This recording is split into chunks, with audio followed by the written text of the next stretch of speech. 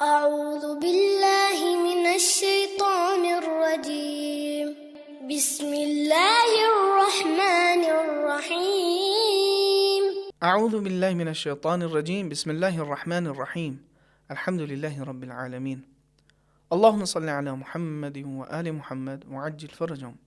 السلام علیکم ورحمۃ اللہ۔ امید ہے کہ انشاءاللہ آپ لوگ خیر و عافیت سے ہوں گے۔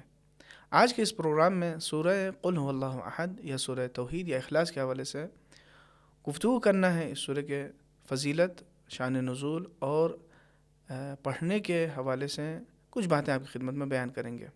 سورہ قل هو اللہ احد یا سورہ توحید، اس کی شان نزول یہ ہے کہ کچھ لوگ آئے رسول خدا کی خدمت میں اور حضرت سے پوچھنے لگے کہ کیا ہمارے پروردگار کا نسب نامہ ہے؟ ہر انسان کے پاس ایک شجرہ ہوتا ہے، ایک نسب نامہ ہوتا ہے، شناختی کارڈ کہہ لیجئے، جس پہ یہ پتہ چلتا ہے کہ جس پہ یہ لکھا ہوتا ہے کہ وہ اس کا کیا نام ہے، اس کے والد کا کیا نام ہے، مقام پیدائش کیا ہے۔ یہ تمام چیزیں جو ایک انسان کے شناختی امور سے متعلق ہیں اس کارڈ میں درج ہوتی ہیں۔ تو کیا اللہ تعالیٰ کا بھی کوئی ایسا شناختی کارڈ ہے؟ تو یہ سورہ نازل ہوا، اسی لیے اس سورہ کو نسبۃ الرب کہا جاتا ہے، یعنی اللہ تعالیٰ کا نسب نامہ ہے۔ وہ نسب نامہ یہ ہے کہ اللہ تعالیٰ ایک ہے، نہ اس کا کوئی والد ہے، نہ اس کا کوئی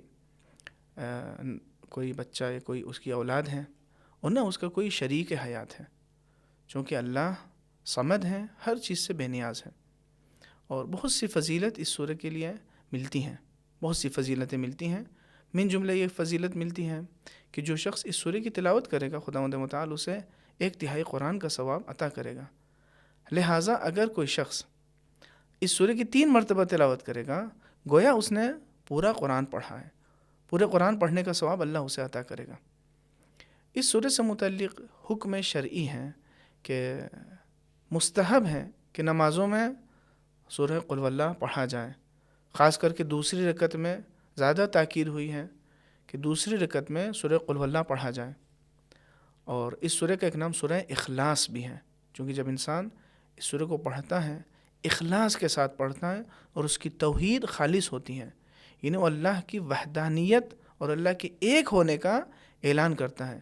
اور یہ ہر مسلمان کی ایک شرعی ذمہ داری ہے کہ وہ اللہ تعالیٰ کو ایک مانے۔ یہی پہلا عقیدہ ہے تمام مسلمانوں کا، جسے عقیدہ توحید کہا جاتا ہے، اور یہ سورہ اس عقیدہ توحید پر دلالت کرتا ہے، جس میں انسان یہ اقرار کرتا ہے، اعتراف کرتا ہے کہ ہمارا پروردگار اللہ ایک ہے، اس کا کوئی شریک نہیں ہے۔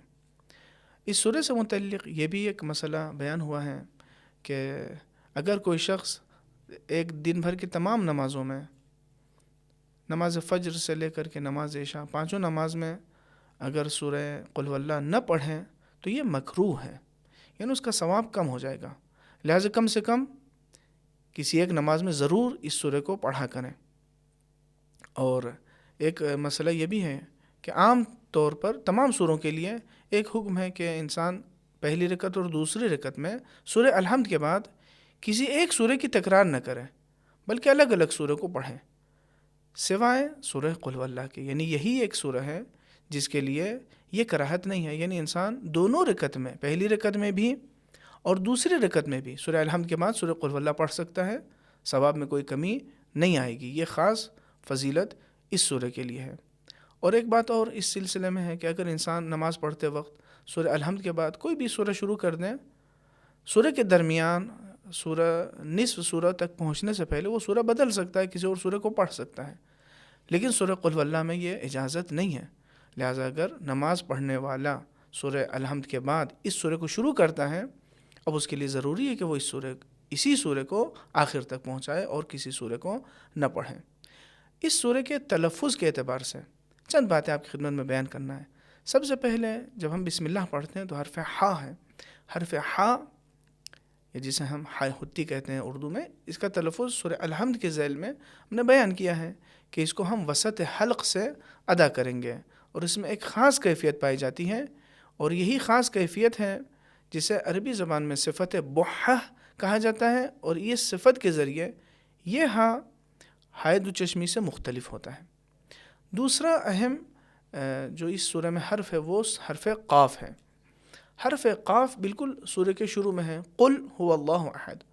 بسا اوقات کچھ افراد اس کو کاف یا گاف جیسا پڑھتے ہیں، کل یا گل، یہ دونوں تلفظ صحیح نہیں ہیں، بلکہ ہمیں اس سورہ کو جب شروع کرنا ہے تو ہمیں قاف عربی اعتبار سے پڑھنا ہے۔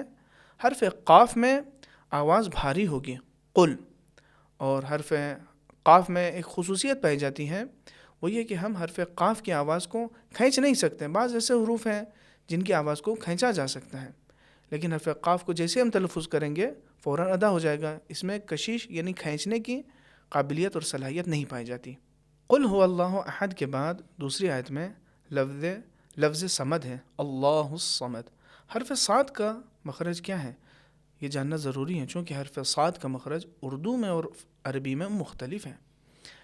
حرف صاد اور سین میں فرق یہ ہے کہ حرف اردو میں تو سین اور صاد ایک جیسے ادا ہوتے ہیں، لیکن عربی میں حرف صاد کا تلفظ بھاری آواز کے ساتھ ہوتا ہے، اللہ الصمد۔ لہٰذا اس کو اگر ہم سین کے طریقے سے نازک آواز سے پڑھیں گے اللہ الصمد، یہ صحیح نہیں ہے۔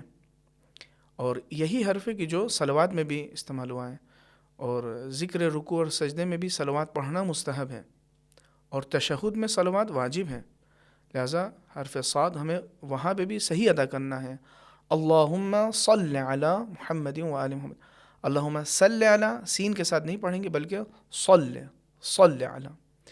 بعض افراد اس کے تلفظ میں واو یا پیش جیسی کیفیت لاتے ہیں، صل صحیح نہیں ہے، واو کا تلفظ یا پیش کی آواز نہیں آنی چاہیے۔ ہاں جو زبر ہے اسی زبر کو ہم بھاری انداز میں یا پرحجم یا تفخیم کے ساتھ ادا کریں گے، یہی تلفظ صحیح صاد کا ہے۔ یہی حرف صاد سورہ الحمد میں بھی ہے، صراط الذین انعمت علیہم، لیکن سورہ الحمد میں، صرف سورہ الحمد میں اور یہی لفظ صراط میں ہمیں یہ اجازت دی گئی ہے کہ اس لفظ کو، صراط کو، سین سے بھی پڑھا جا سکتا ہے اور صاد سے بھی پڑھا جا سکتا ہے، لیکن یہ اجازت صلوات میں یا اللہ الصمد میں نہیں ہے۔ لہٰذا بہرحال ہمیں اس کا صحیح تلفظ جاننا ضروری ہے۔ اور آخر میں ایک اہم حرف دال ہے کہ جو اس سورہ کی تمام آیتوں کے آخر میں لفظ دال استعمال ہوا ہے، یعنی تمام آیتیں اس سورہ کی حرف دال پر ختم ہو رہی ہیں، احد، صمد، یولد اور پھر احد۔ حرف دال پر اگر ہم رکیں گے، اگر اس پر ٹھہریں گے، یا عربی اعتبار سے کہتے ہیں اگر اس پر وقف کریں گے تو اس میں ایک صفت پائی جاتی ہے جسے قلقلہ کہا جاتا ہے، یعنی اس کا مطلب یہ ہے کہ حرف دال کی آواز سنائی دینی چاہیے۔ یعنی اگر ہم یوں تلفظ کریں گے قل هو اللہ احد یا اللہ الصمد، یہ تلفظ صحیح نہیں ہے چونکہ دال کی آواز نہیں آئی۔ لہٰذا بہترین طریقہ یہ کہ جب ہم حرف دال کا تلفظ کریں اور اس پر رکیں، زبان کو دال کے مخرج سے متصل کریں، پھر زبان کو مخرج سے الگ کریں تاکہ آواز آئے، احد، صمد۔ البتہ یہاں پر ایک ظریف اور دقیق نکتہ یہ بھی پایا جاتا ہے جس پر ضروری کہ ہمارے تمام بچے غور کریں، وہ یہ کہ بہت زیادہ اگر ہم اس پر شدت لائیں گے تو شدہ یا تشدید آ جائے گی، اور یہ بھی صحیح نہیں ہے۔ لہٰذا ہم 3 طریقے سے تلفظ کریں گے، جن تینوں طریقوں میں سے ایک طریقہ صحیح ہے اور 2 طریقہ صحیح نہیں ہے۔ پہلا تلفظ اگر یوں ہو احد، یہ بھی صحیح نہیں ہے چونکہ آواز دال کی بالکل نہیں آئی۔ دوسرا تلفظ یہ ہے احد، یہ صحیح ہے چونکہ آواز دال کی سنائی دے رہی ہے، لیکن اگر ہم یوں تلفظ کریں احد، یہ بھی تلفظ صحیح نہیں ہے چونکہ اس پر تشدید جیسی کیفیت آ گئی۔ ہمارے لیے ضروری ہے کہ ہم ان تمام چیزوں کا خیال رکھیں تاکہ ہماری نماز صحیح ہو، اور جب نماز صحیح سے ہم ادا کریں گے تو نماز بھی قبول ہوگی اور خداوند متعال بھی خوش ہوگا، اور اس کا جو اثر ہے، جو اس کی برکتیں ہیں، وہ ہماری زندگی میں شامل حال ہوگی۔ یہ بھی ہماری پھر گزارش ہے کہ تمام افراد جب قرآن پڑھیں یا نماز پڑھیں تو معانی پر بھی غور کریں، یہ سوچ سمجھ کے پڑھیں کہ ہم کیا پڑھ رہے ہیں، اس کا ترجمہ، ٹرانسلیشن ضرور پڑھیں، اور جو قاریان قرآن ہیں ان کی آواز سے کئی مرتبہ مکرر اس سورہ کی تلاوت کو سنیں تاکہ سننے کے ذریعے وہ اس کا صحیح تلفظ بھی سیکھ لیں۔ اب میں ایک مرتبہ اس پروگرام کے آخر میں اس سورہ کی صحیح طریقے سے تلاوت کروں گا تاکہ ہمارے بچے اس تلاوت سے واقف ہوں اور اسی طریقے سے وہ ان کی تلاوت بھی درست ہو جائے۔ بسم اللہ الرحمن الرحیم، قل هو اللہ احد اللہ الصمد لم یلد ولم یولد ولم یکن لہ کفوا احد۔